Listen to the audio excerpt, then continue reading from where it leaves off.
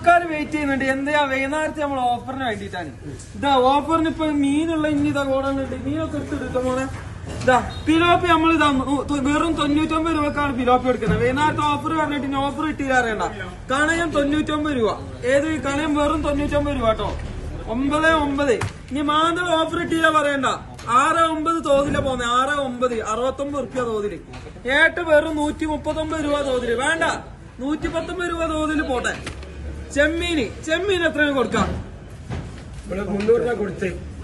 ഇന്ന പോട്ടെ 269. വേണ്ട 259 രൂപ തോതില് ചെമ്മീൻ പോട്ടെ. മത്തി 199 രൂപ തോതില് മത്തിന്ന്. അതേപോലെ ചൂട 159 രൂപ തോതില് ചൂട പോട്ടെ. അതിനെത്രയാണ് കൊടുക്കാം? 240 199 രൂപക്ക് പോട്ടെ. നല്ല നാടൻ അയില.